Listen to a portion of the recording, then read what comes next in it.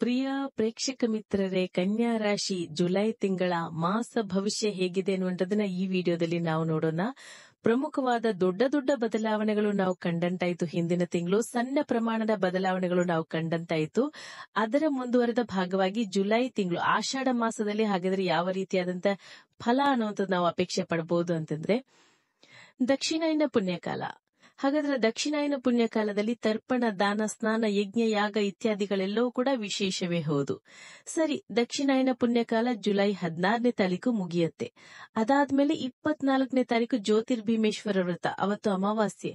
ಹೆಣ್ಣು ಮಕ್ಕಳು ಒಳ್ಳೆ ಭೀಮನಂತ ಗಂಡ ಸಿಗಲಿ ಅಂತ ಮದುವೆ ಆಗದೆ ಇರ್ತಕ್ಕಂಥವ್ರು ಅವತ್ತು ಜ್ಯೋತಿರ್ಭೀಮೇಶ್ವರ ವ್ರತ ಮಾಡುದು. ಮದುವೆ ಆಗಿರ್ತಕ್ಕಂಥ ಮುತ್ತೈದೆಯರು ಗಂಡನಿಗೆ ಭೀಮನಂತ ಶರೀರ ಸಿಗ್ಲಿ, ಒಳ್ಳೆ ಆಯುಷ್ಯ ಸಿಗ್ಲಿ ಅಂತ ಮಾಡುವಂತ ಪೂಜೆ. ಸರಿ, ಹಾಗಾದ್ರೆ ಈಗ ನಾವು ಬುಧನ ಫಲ, ಸೂರ್ಯನ ಫಲ ಎರಡೂ ನೋಡಾಯ್ತು. ಶುಕ್ರ ನಿಮ್ಗೆ ಭಾಗ್ಯಾಧಿಪತಿ, ಭಾಗ್ಯಸ್ಥಾನದಲ್ಲಿದ್ದಾರೆ. ಜೊತೆಗೆ ಅವರು ದ್ವಿತೀಯಾಧಿಪತಿ ಕೂಡ ಹೌದು. ಎಷ್ಟರ ಮಟ್ಟಿಗೆ ಫಲ ಅಂತಂದ್ರೆ ನೋಡಿ, ನಿಮ್ಮ ರಾಶಿಯಿಂದ 4ನೇ ಮನೆ ಅಧಿಪತಿಯಾಗಿರ್ತಕ್ಕಂಥ ಗುರುನು ದಶಮ ಸ್ಥಾನದಲ್ಲಿದ್ದಾರೆ. ಸಪ್ತಮಾಧಿಪತಿಯಾಗಿರ್ತಕ್ಕಂಥ ಗುರುನು ದಶಮ ಸ್ಥಾನದಲ್ಲಿದ್ದಾನೆ. ಗುರು ಪಾಸಿಟಿವ್, ಬುಧ ಪಾಸಿಟಿವ್, ಸೂರ್ಯ ಪಾಸಿಟಿವ್. ಇನ್ನು ಭಾಗ್ಯಾಧಿಪತಿ ಭಾಗ್ಯಸ್ಥಾನದಲ್ಲಿದ್ದಾರೆ. ಶುಕ್ರ ನಿಮ್ಗೆ ತೃತೀಯ ಮತ್ತು ಅಷ್ಟಮಾಧಿಪತಿ, ಧೈರ್ಯಕ್ಕೆ ಅದೃಷ್ಟಕ್ಕೆ ಅಧಿಪತಿಯಾದಂತ ಕುಜ 12ನೇ ಮನೇಲಿದ್ರು ಕೂಡ ಮಿತ್ರಸ್ಥಾನ ಆದ್ರಿಂದ ತಾತ್ಕಾಲಿಕ ಕುಜದೋಷ ಬಂದ್ರು ಅದು ನ್ಯಾಚುರಲ್ ಎಕ್ಸಾಮ್ಷನ್ ಆಗೋದ್ರಿಂದ ಹೆಚ್ಚು ಸಮಸ್ಯೆ ಕನ್ಯಾ ರಾಶಿಯವರಿಗೆ ಕುಜನಿಂದ ಬರೋದಿಲ್ಲ. ಹಾಗಾಗಿ ಧೈರ್ಯ, ಅದೃಷ್ಟ 2 ಬರುತ್ತೆ.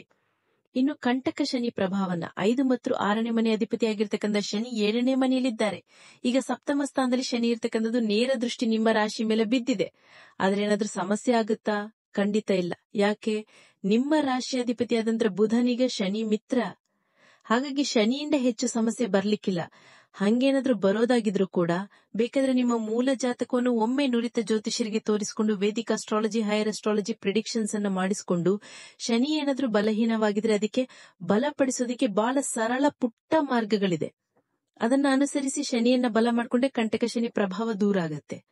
ಗುರು ಬಲ ಇಲ್ದಿದ್ರು ಕೂಡ ಗುರು ನಿಮ್ಗೆ ಫಲ ಕೊಡ್ಬೇಕು. ಯಾಕೆಂದ್ರೆ ದಶಮ ಸ್ಥಾನ ಅಲ್ವಾ, ವೃತ್ತಿ ಸ್ಥಾನ, ಕರ್ಮಸ್ಥಾನಕ್ಕೆ ಬಂದು ಕೂತ್ಕೊಂಡಿದ್ದಾನೆ.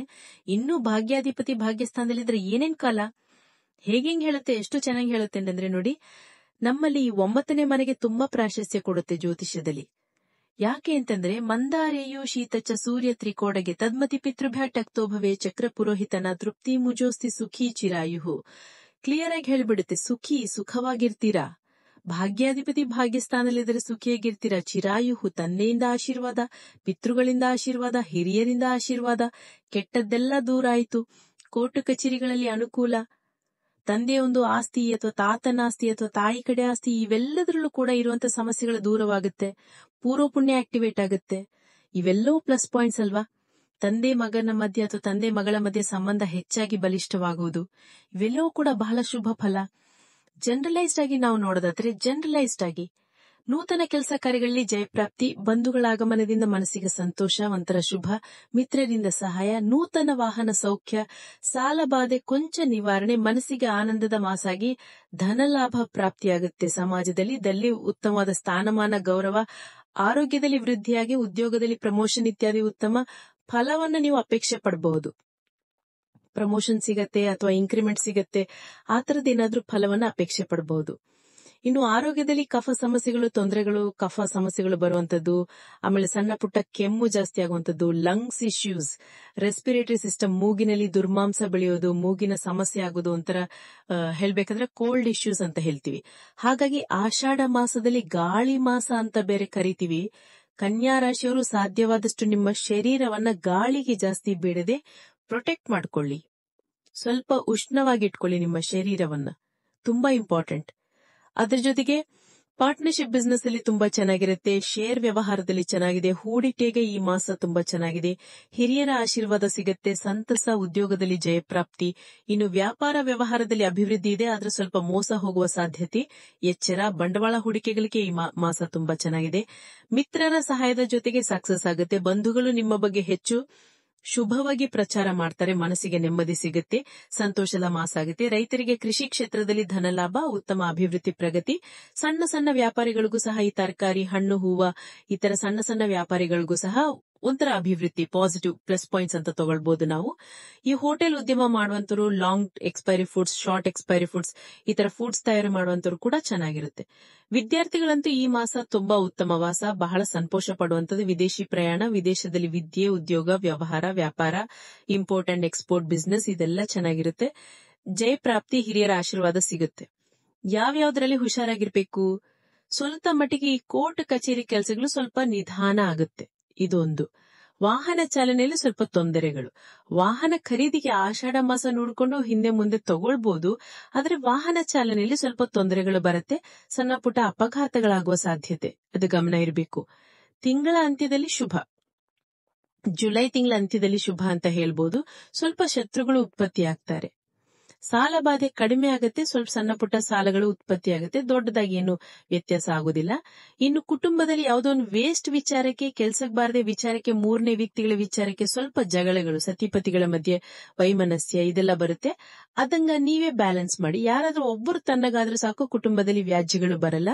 ಇದಿಷ್ಟು ನಿಂಗೆ ಜನರಲೈಸ್ಡ್ ಆಗಿರ್ತಕ್ಕಂಥ ಒಂದು ವಿಚಾರ. ಓವರ್ ಆಲ್ ನೋಡಿದ್ರೆ ಕನ್ಯಾ ರಾಶಿಯವರಿಗೆ ಒಂದು ಉತ್ತಮ ಸ್ಥಾನ ಅನ್ನುವಂಥದ್ದು ಈ ತಿಂಗಳು ಸಿಗ್ತಾ ಇದೆ.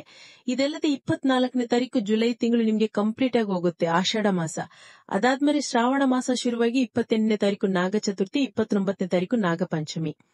ಯಾರ್ಯಾರಿಗೆ ಸರ್ಪದೋಷ ಇದೆ, ಕಾಳ ಸರ್ಪದೋಷ ಇದೆ, ಸರ್ಪಹನನ, ತಾಡನ, ಸರ್ಪಛೇದನ, ಸರ್ಪ ಹತ್ಯೆ ಇತ್ಯಾದಿಗಳು ಯಾರಾದ್ರೂ ನೀವು, ನಿಮ್ಮ ತಂದೆನೋ, ತಾತನೋ, ಮುತ್ತಾತನೋ, ಹಿರಿಯರನ್ನ ಮಾಡ್ಕೊಂಡು ಬಂದಿದ್ರೆ, ಆರ್ಥರೈಟಿಸ್ ಪ್ರಾಬ್ಲಮ್ ಇರುವಂತವ್ರು, ನರಬಾಧೆ ಇರ್ತಕ್ಕಂಥವ್ರು, ಚರ್ಮವ್ಯಾಧಿ ಇರ್ತಕ್ಕಂಥವ್ರು, ಸಂತಾನ ಆಗದೆ ಇರ್ತಕ್ಕಂಥವ್ರು ಅಂತೆ ಅವರೆಲ್ಲರೂ ಕೂಡ ಈ ಶ್ರಾವಣ ಶುದ್ಧ ಪಂಚಮಿಗೆ ಬರುವಂತ ನಾಗಪಂಚಮಿ ದಿನ ಆ ಸ್ವಾಮಿಯನ್ನ ಆರಾಧನೆ ಮಾಡೋದು, ಹುತ್ತಕ್ಕೆ ಹೋಗಿ ಪೂಜೆ ಮಾಡ್ಕೊಂಡು ಬರೋದು, ಹುತ್ತದ ಮಣ್ಣಿನಿಂದ ಸ್ನಾನ ಮಾಡೋದು, ಸ್ಕಂದಾರಾಧನೆ ಅಂದ್ರೆ ಸುಬ್ರಹ್ಮಣ್ಯನ ಆರಾಧನೆ ಮಾಡುವಂಥದ್ದು, ಅವತ್ತು ತನಿ ಎರಿಯುವಂಥದ್ದು ತುಂಬಾ ವಿಶೇಷವಾದಂತ ಫಲ.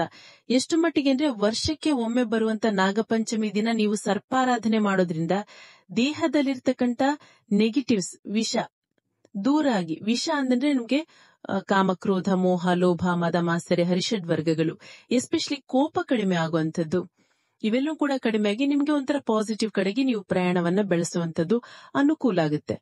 ಓವರ್ ಆಲ್ ನೋಡಿದ್ರೆ ಈ ತಿಂಗಳು ಯಾವುದು ಪರಿಹಾರ ಬೇಡ, ಶನಿಗೆ ಮಾತ್ರ ಪೂಜೆ ಮಾಡ್ತಾ ಇರಿ. ಅದ್ರ ಜೊತೆಗೆ ಹೇಗಿದ್ರು ನನ್ವಿಲ್ದೆ 10ನೇ ತಾರೀಕು ನಿಮ್ಗೆ ಗುರು ಪೌರ್ಣಮಿ, ವ್ಯಾಸ ಪೌರ್ಣಮಿ.